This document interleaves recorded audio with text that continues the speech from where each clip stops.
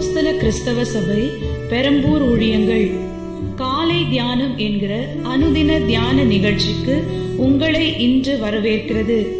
இந்த சுருக்கமான வேதாகம போதனையை ஜெபத்துடன் கேட்பதின் மூலம் தேவன் உங்களை ஆசீர்வதிப்பாராக.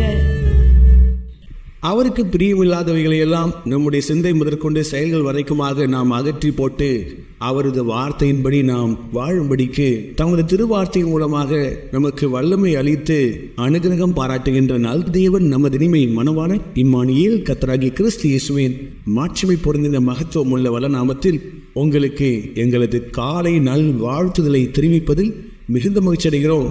கர்த்தருக்குள் பிரியமானவர்களே, மனம் திரும்புதலை ஒவ்வொரு நாளும் நம்முடைய ஆவிக்குரிய வாழ்க்கையின் முக்கியமான பயிற்சியாக செய்ய வேண்டும்.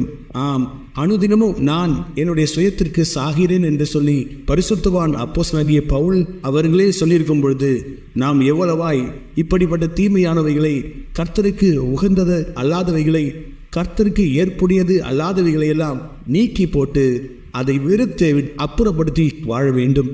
நம்முடைய காலை சிந்தனைக்கான தலைப்பு ஆகாதவைகளை அகற்றி போட்டு ஆண்டவருடைய கட்டளைகளுக்கு கீழ்ப்படிதல். வசன பகுதி 119 சங்கீதம் 115 வசனம்.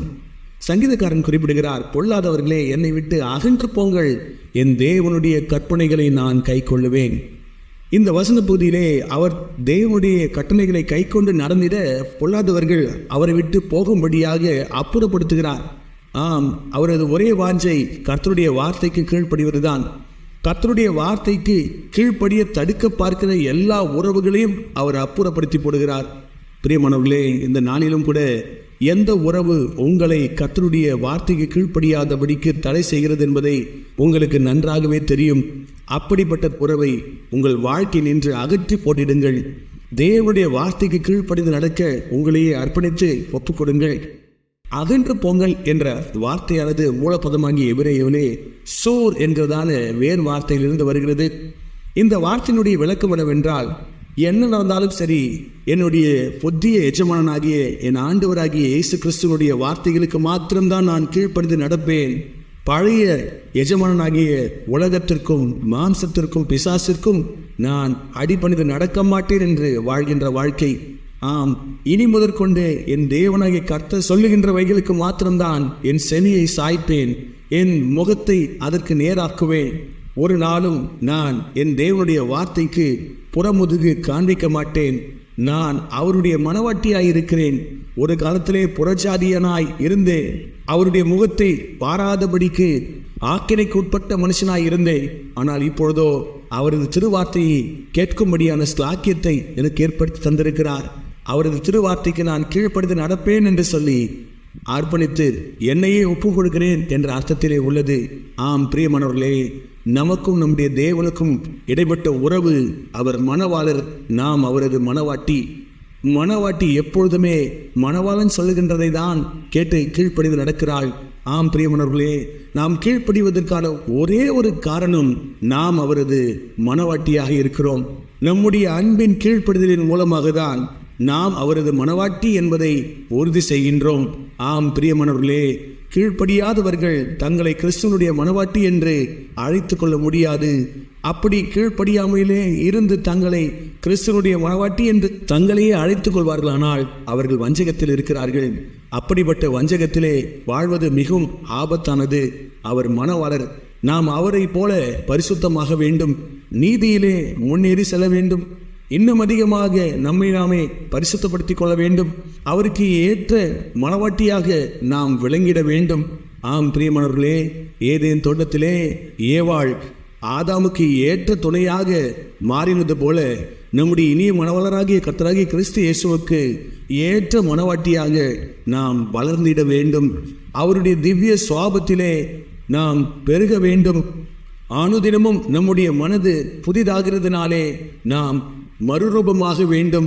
பிரியமானவர்களே, தேவனுடைய நன்மையும் பிரியமும் பரிசுத்தமுமான சித்தத்திற்கும் அவருடைய சத்தத்திற்கும் நம்மையே அர்ப்பணித்து ஒப்புக் கொடுக்க வேண்டும். நாம் எவைகளையெல்லாம் செய்ய வேண்டுமோ அவைகளையெல்லாம் கர்த்தர் தமது திருவார்த்தையிலே நமக்கு எழுதி தந்திருக்கிறார். நாம் அதை எடுத்து படித்து நம்முடைய வாழ்க்கையிலே அதற்கு தடையாக இருக்கிற அனைத்து செயல்பாடுகளையும் முற்றிலுமாக வேறு பகுதி முதற்கொண்டு அகற்றிட வேண்டும். நம்முடைய அன்பின் அக்கினியிலே அவைகளை சுட்டெரித்து போட வேண்டும்.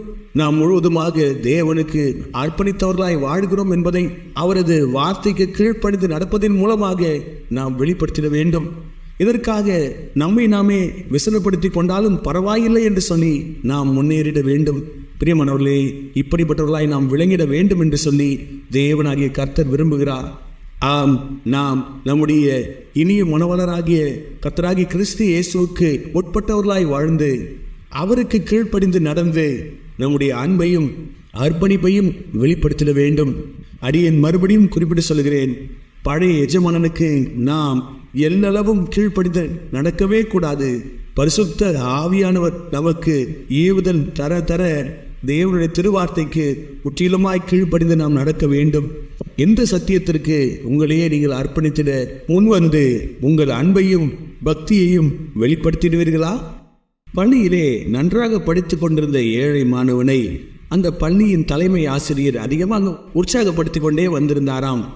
ஆனால் திடீரென்று அவனுடைய வருகை பதிவிலும் படிப்பு காரியத்திலும் அவன் குறைவுபட தொடங்கினதை கண்டறிந்து தலைமை ஆசிரியர் அவனை அழைத்து என்ன பிரச்சனை என்று கேட்டதற்கு, புதிதாக என்னோடு நண்பர்களாய் சேர்ந்தவர்கள் வீட்டிற்கு போனவுடனே தேவையில்லாத காரியங்களிலே ஈடுபட என்னை வைக்கிறார்கள், நான் என்ன செய்வதென்று தெரியவில்லை என்றானாம். உடனடியாக பள்ளி ஆசிரியர், அப்படிப்பட்ட நண்பத்துவத்தை நீ முற்றிலுமாய் அகற்றி போடாவிட்டால் நீ உன் வாழ்க்கையிலே முன்னுக்கு வர முடியாது என்று சொன்னாராம். உடனடியாக அவன் அன்றைக்கு ஒரு தீர்மானம் பண்ணி அப்படிப்பட்ட நண்பர்களோடு தான் வைத்திருந்த தோழமையை அவனே துண்டித்து கொண்டானாம்.